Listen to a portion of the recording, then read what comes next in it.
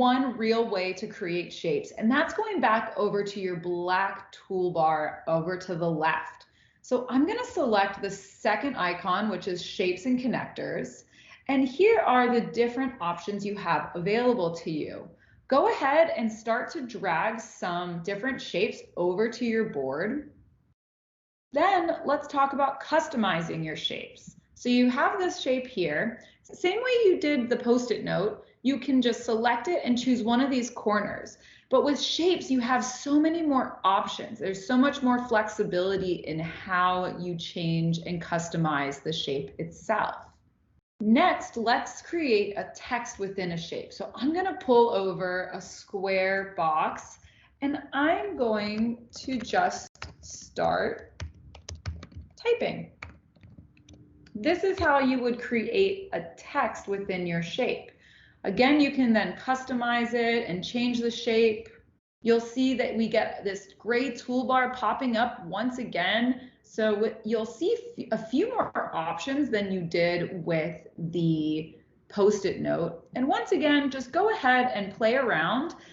One big difference from the sticky notes to the shapes is that you can actually change the color of the text, which is something you can't do in a Post-it note.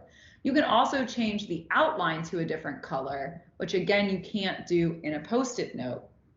I can change the border to be thicker or thinner.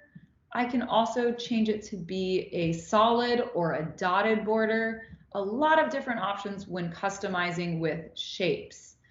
I often like to use shapes titles or section headers.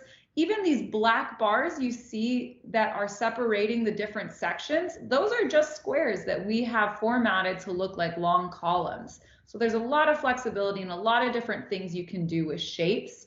I don't recommend having your participants use shapes for typing. I would say just stick with Post-it notes and use shapes more for when you're customizing your mural board for participants to participate in. The last part of this section is using those connectors that you saw. So again, coming back over here to the left toolbar, grabbing one of these connectors at the top and connecting the blue sticky note with the yellow sticky note.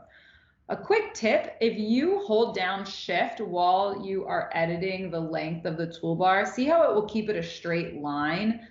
Just holding down Shift will let you do that. Otherwise, it doesn't always line up perfectly.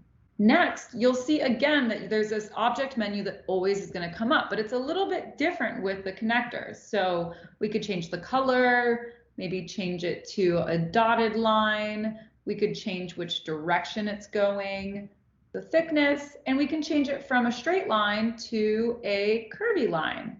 Connectors are great for a lot of different reasons. I like to use them with process flow projects or maybe customer journey mapping.